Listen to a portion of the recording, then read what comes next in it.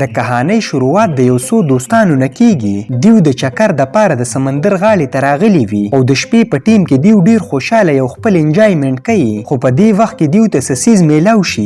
دا د یو عجیبه زناور انډه وي، خو دیو ته د دې په باره کې څه پته نه وي او دا ټول په شریکه باندې دا انډه ماته کی. دا د دیو نه ډیره غټه غلطي وشي. د دې غلطۍ سزا به دې ټولو ته میلاویږي. خیر د مزو تماشو نه پس چې کله دیو ستړي شي نو په خپلو غاړو کې وده شي او سحر ټول سترګې کولاو کې او راپاسي. په دیو کې د یوې جینۍ نوم مارشا وي. د دې په زړه باندې خړه وي او الټې کوي. نو د دې نورو دوستانو دا خیال وي چې دا به د فوډ پایزنینګ په وجه باندې شوي وي، یعنې دې به ګنده خوراک خوړلی، د دې وجې نه په دې باندې الټې دي. خو دا د ګنده خوراک وجه نه ده. دې خوا بله یوه جینۍ ولاړه وي. دا دلته کې یو قارغه وویني چې راشي او په ځمکه باندې کیني، خو اچانک دا ځمکه د قارغه ځان ته دننه کي. په دې باندې دا جینۍ ډیره ویریږي او په منډه باندې خپلې ملګري مارشا ته ووایي چې په ځمکه باندې خپې کې نه دي. خو د دې د اواز د اورېدو نه مخکې مارشا په ځمکه باندې خپه کیږي. نو د دې خپه په دې شګو کې ګیره شي. دا د خپې د راویستلو ډیر کوشش کوي، خو د دې خپه بهر نه راوځي. د خپلو لاسو په مدد سره خپله خپه راویستل غواړي، خو په غلطۍ کې د دې لاس هم د دې شګو سره ټچ شي او د دې لاس هم ګیر شي.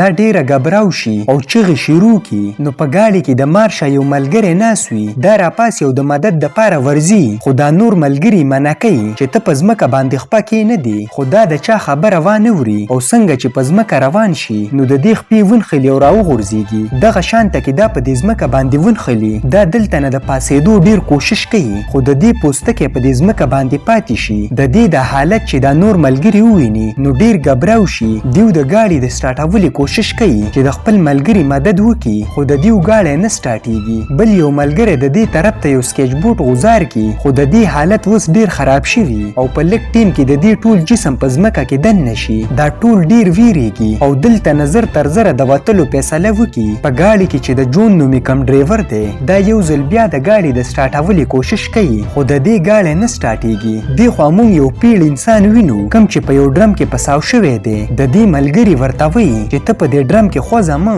ولې کو چېرته دا ډرم واوړي او ته وغورځېږي نو ځمکه به تا ځان طرف ته راکاږي. خو دې د دې نه مخکې واقعه نه ده لیدلې. نو دا ورته وایي چې تاسو زما سره مذاق کوئ او د خپل ځان د خوځېدلو کوشش کوي چې د دې ډرم نه بهر وځي. د دې یو ملګری ورته وایي چې ته خوځه ډیر مه او زر تر زره به دلته ریسکیو ټیم راشي او موږ به دلته نه وباسي. نو دا پیړ کس خپل خوځېده بند کړي. د مارشا ملګري دې ټولو ته وایي چې پرون موږ دلته کې پارټي کړې وه، په هغه وخت کې خو دا ځمکه بالکل ټیک وه او زموږ سره خو نور هم ډیر خلک وو، خو چاته د هغوی په باره کې پته نشته چې هغوی تلي دي او که ځمکې راښکلي، ولې چې دیو خو په خپلو ګاډو کې وده وو. لږ ساعت پس دا پیړ سړی چغې شروع کړي چې دا انور په ما باندې بد لګي. نو د دې دوست ورته سنکریم ورغوځار کړي، ورته وایي چې دا ولګوه، په دې به درته سکون میلاو شي. نو دا کس کریم ولګوي، په دې ورته لږ سکون میلاو شي. خو دې وخت کې د دې ټولو نظر په یو څیز باندې ولګي. دا یو انډه وه کومه چې دیو ماته کړې ده. دا ټول په خپلو کې د دې څیز په باره کې خبرې کوي. نو دیو ته اندازه وشي چې په دې کې دننه کم ځناور وو، هغه به راکوز شوی او دلته کې به په شګو کې پټ وي او د بدلې اغستو دپاره به مونږ ځمکه کې دننه کوي. د مارشا ملګري دې ځمکې ته سسیز غوځار کړي نو دا هم په دې ځمکه کې ښخ شي.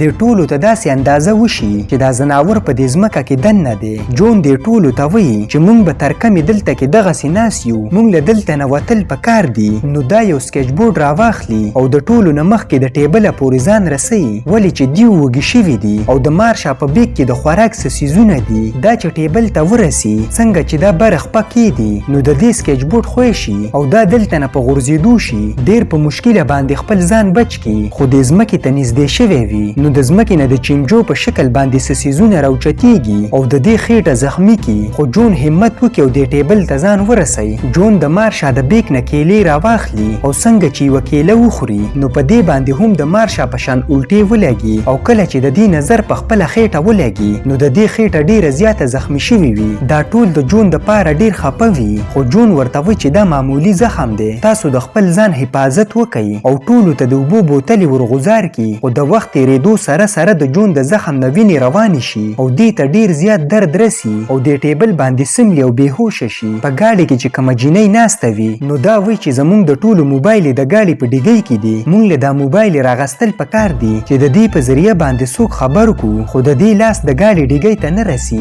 دا توره جینۍ ورله یوه کاپله ورکړي، ورته وایي وایي چې دا ونیسه نو ته به ډیګۍ ته ورسي، خو بیا هم دا د ګاډي ډیګۍ نشي کولاولی. نو د جون ملګری ورله یو ډنډه ورکي، ورته وایي چې دا ونیسه په څه ناسه طریقه باندې چې کله دا د ګاډي ډیګۍ کولاو کی. خو دې وخت کې دیو یو ګاډی وویني، دا د پولیسو ګاډی وي. دا ټول د دې طرف ته ګوري. نو دې وخت کې چې کومې جینۍ دا ډیګۍ کولاو کړې ده د دې خپه خوی شي او لاس یې په دې ډیګۍ کې ګیر شي. دې ته ډیر درد ورسي او چغې شروع کی. دا ټول د پولیس والا ته چغې وایي چې زمونږ مدد وکړه. د پولیس والا نظر چې په دیو ولګي نو ګاډی د دیو طرف ته راتاو کی. دا چې څنګه د ګاډي نه راکوزیږي نو دا ټول ورته چغې وایي چې په ځمکه باندې خپه کې نه دي. خو پولیس د دې نه راکوز شي نو دا ټول ډیر حیرانه شي ولې چې ځمکې دا ځان ته رانغکو. د ټولو نه مخکې د جون خواله ورشي، د دې خېټه چې وویني نو ډیر زیات حیرانه شي او بیا دا غټ کس د دې ډرم نه د راویستلو کوشش کوي، خو دا ډیر وزني. نو د پولیس والا پې وس نه رسي، ورته وایي چې تا پسې به ریسکیو ټیم راشي او د ډرم نه به تا وباسي. بیا د دې جینکو خواله راشي نو دا توره جینۍ ورته وایي چې زما د ملګري لاس د ګاډي په ډیګۍ کې پساو شوی دی او ته زمونږ مدد وکړه. خو پولیس والا د دې مدد نه کوي، ورته وایي چې په خپله د ګاډي نه راکوز شي او خپل لاس په خپل آزاد کوي. د جون ملګري ورته چغې وایي. نو پولیس والا د دې خواله ورشي، ورته وایي چې زما سره ولې دومره بدتمیزي کوې. خو دا ورته وایي چې مونږ ډیر په غټ مصیبت کې یو، دلته کې مونږ پساو شوي یو او تا له زمونږ مدد کول پکار دي. په ځمکه کې زمونږ دوه ملګري الریډي ښخ شوي دي. نو پولیس والا ورته وایي چې زه خو هم په دې ځمکه باندې ولاړ یم، تاسو هم دلته کې راکوز شئ. خو دیو لاندې کوزېدو نه یریږي. نو پولیس والا خپله تماچه راواخلي، خو د تماچې د راغستو په ټیم کې د دې چابیانې وغورځېږي. دا چې دا چابیانې راخلي نو ټول ورته وایي چې د ځمکې سره لاس ټچ نه کړي. خو دا د دیو خبره ونه مني او څنګه چې دا چابي راخلي نو د دې لاس په ځمکه کې پساو شي. دا ډیر کوشش کوي خو د دې لاس نه آزادېږي او په مزه مزه په ځمکه کې د دې لاس خښېږي. دا په دې ځناور باندې سپری هم وکړي خو د دې په ځناور باندې اثر نه وي. پولیس والا چې څنګه خپل لاس ته زور وکړي نو دا ځناور د دې نیم لاس وخوري. په دې باندې دا ډېرې چغې شروع کړي او د درد د وجې نه دلته کې راوغورځېږي او په مزه مزه باندې په ځمکه کې دننه شي. دې ټولو ته د یوې خبرې پته ولګي چې د پولیس والا په خپو باندې بوټان وو، د دې وجې نه هغه په ځمکه ګرځېدی شو. مونږ له په خپو باندې تولیاګانې تړل پکار دي،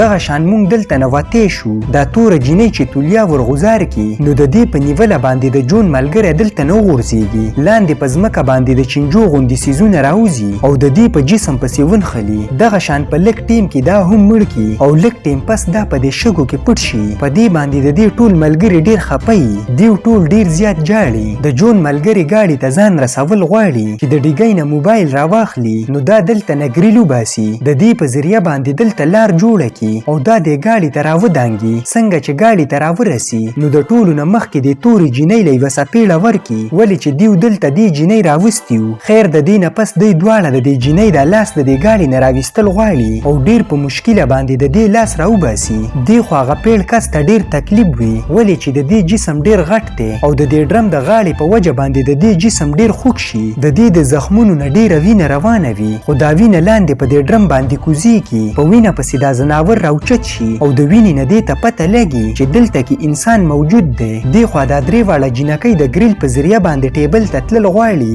دیو لار جوړه کړي او بیا په نمبر دلته نه واوړي. بیا چې هغه بله جینۍ دلته را روانه وي نو د دې لاس الریډي زخمي دی او د لاسو نه وینه روانه ده خو دا په دې کوشش کې وي چې دا وینه په ځمکه ونه لګي ولې چې د دې په وجه باندې به دا ځناور په ما پسې راشي. دا په مزه مخکې ځي او اخیره کې چې دا ورسي نو د دې د زخم نه وینه وساسي. په دې باندې هغه ځناور د ځمکې نه را بهر شي نو دا ډېره ویریږي او د یېرې په وجه باندې دا دلته کې وغورځېږي. دغه شانته کې ځمکه ځان ته راکاږي. دې خوا د هغه پیړ کس په وینه پسې هم دا ځناور زور کوي. دا توره جینۍ د خپلو خپو نه تولیاګانې تاو کړي او بیا چې په ځمکه باندې روانه شي نو دا صحیح سلامت وي. په دې باندې دیو ټول ډېر خوشحاله شي. دغه شان دا دغه پولیس والا ګاډي ته ورسي. دا پیړ کس هم ډېر خوشحاله وي خو دې ته لا پته نه وي چې د ځناور دا ډرم د لاندې نه خوړلی دی او دا اوس ډېر غټ شوی دی. دا په دې پیړ سړي باندې حمله وکړي او ځان ته یې راکاږي. د دې نه پس دا ځناور د دې پولیسو ګاډي ته راورسي او په دې جینۍ باندې دا ګاډی خوځوي. په دې سره دا توره جینۍ راوغورځېږي او د ګاډي د پاسه بېهوشه شي. د جون ملګري یوازې پاتې شي. دا ډېره یریږي او د جون د پاسه سر کېږدي. دغه شانته کې شپه ولګي خو دې وخت کې دا توره جینۍ په هوش کې راشي نو دا د ایربیګ په ذریعه باندې د ګاډي ته لار جوړه کړي او جون او د هغې ملګري ګاډي ته راولي. خو دې وخت کې دا زناور بهر راوځي او د ګاډي دروازې له دیکه ورکي. د دې زناور نه د شپې په ټیم کې صابي رڼا ځي، خو د جون ملګري په څه ناسه طریقه باندې دې ګاډي ته وخیږي او دلته کې د پېټرول یو ډبه راواخلي. خو دا زناور پې حمله وکړي او دا ډبه ترې واخلي، خو دا جینۍ همت وکړي او دلته نه دویمه یوه ډبه راواخلي. د دې نه دا پېټرول د ګاډي ګل چاپېره واړوي او څه پېټرول په دې زناور باندې هم واوړي. بیا چې کله دې ته اور کېږي نو په دې باندې دې زناور ته هم اور ولګي. دا جینۍ زر ګاډي ته دننه شي او دا دروازه په ځان پسې بنده کړي. دیو د دننه نه ګوري چې په دې زناور باندې ډېره سخته تیریږي او په مزه مزه باندې ډوبېږي. د دې نه پس دیو په دې ګاډي کې وده شي. سهار دیو ته یو پولیس والا شیشه وټکوي نو دیو راپاسي. د جون ملګري په مزه مزه باندې په ځمکه خپه کېدي، خو دا اوس صحیح سلامت وي. یعنې د شپې نه د اور په وجه باندې هغه زناور مړ شوی دی. دا توره جینۍ هم د دې سره را بهر شي. په اخیره کې دیو درې واړه بچ شي. په دې ځای باندې زموږ کهاني ختمیږي. که ویډیو مو خوښه شوې نو لایک یې کړئ او چینل ضرور سبسکرایب کړئ.